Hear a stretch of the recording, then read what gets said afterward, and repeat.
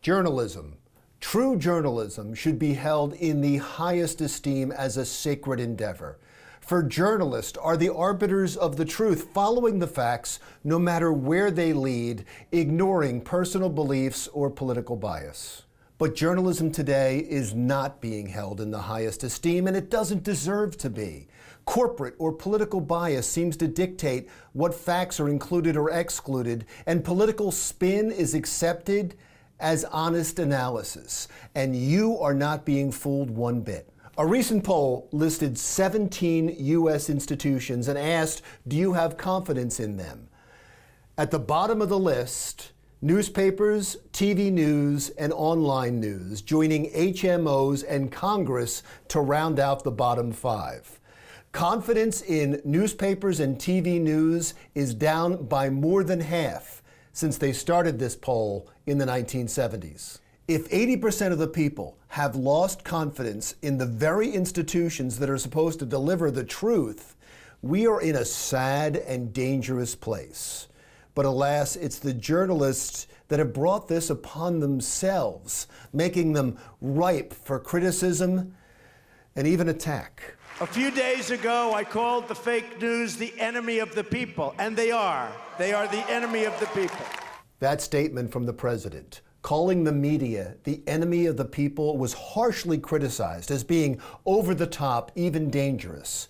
But what's even more dangerous is that 33% of the public agreed that the media is indeed the enemy of the people. That should have been a wake-up call, but it wasn't. In fact, many in the media take your criticism as a badge of honor because of their lack of self-awareness, fueled by the belief that you, their critics, are the ideologues, ignoring the ideological bias in their own reporting. And then there are the cable news networks like CNN, Fox News, and MSNBC, who have an entrenched bias as part of their corporate strategy, as part of their rating strategy. They play on the divide in this country for their own profit. And then there is us. We are a big part of the problem. When we choose only news sites that confirm our own personal bias, we make a conscious decision to be comfortably close-minded. And in doing so, we feed the corporate news strategy of bias for profit. And the political parties have become adept at using that news strategy for their own power and profit, filling the airwaves with paid advocates and well-crafted talking points that are gleefully accepted by the networks. Some of them even become news stars. George Stephanopoulos was a top political consultant and the communications director for the Clinton administration. He now anchors Good Morning America and is ABC's lead in political coverage. The ties between the political parties and the network run deep. And since everything is political these days, the greatest casualty has been the truth. I want the truth! You can't handle the truth! Sadly, that may be true. People have become addicted to their daily dose of misinformation to feed their bias, and the media outlets are more than happy to mass manufacture it for them. They are not going to change until we do.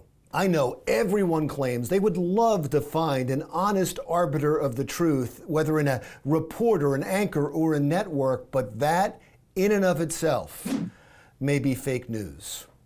I'm Larry Menti. We'll talk again soon.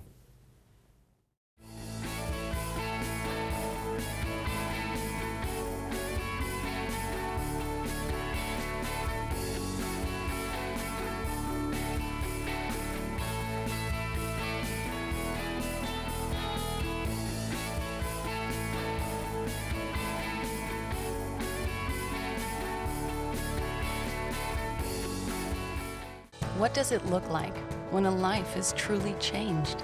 I feel a sense of accomplishment because I built a house. This house has brought us financial independence. It's a great place to raise a family. Strength, fuerza. When I look back where we've come from to where we are today, it makes my heart very happy. Potential. Potencia. For me, this house means all of us together. fuerza. Security. Security. Every family dreams to have their own house. This house changed our lives. Habitat for Humanity is at work in your community and around the world. Through shelter, we empower.